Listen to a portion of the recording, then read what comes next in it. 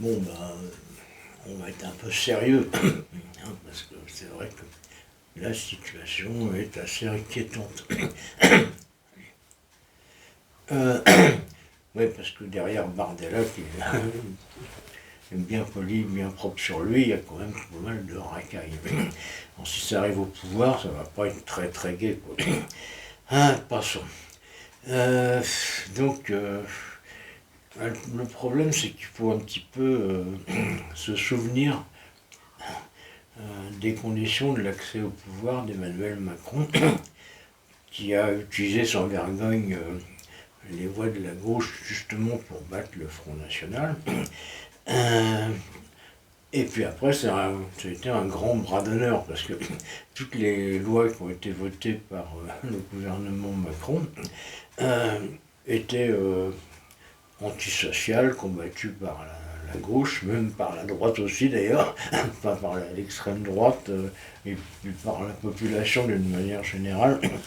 Je pense en particulier à la loi sur les retraites dont personne ne voulait.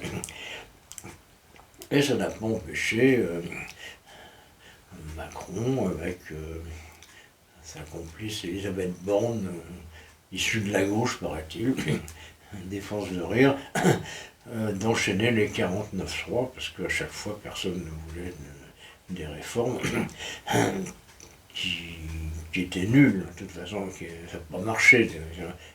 On a paumé 1000 milliards de plus, rien ne marche, rien ne fonctionne, tout le monde est mécontent, et les gens en sont à voter à l'extrême droite tellement ils sont en rogne. Et que fait Macron? Eh bien, il nous propose de recommencer exactement la même chose. On va faire une coalition avec la gauche, la gauche qui s'est coalisée entre-temps, hein, mais on vire les insoumises. C'est justement tout le mérite du Front Populaire, c'était de réunir les insoumis, les communistes, même les trotskistes, la gauche modérée, même François Hollande, c'est dire, s'il prenait vraiment tout le monde. Alors, Macron, il voudrait faire péter ça, pour remplacer ça par une coalition comme celle qui l'avait porté au pouvoir. Et puis après, qu'est-ce qu'il fera? Il fera des 49-3, pareil. Il recommencera, il reprendra sa réforme de l'assurance chômage, il va encore creuser des, les mesures qui existaient déjà, qui sont antisociales.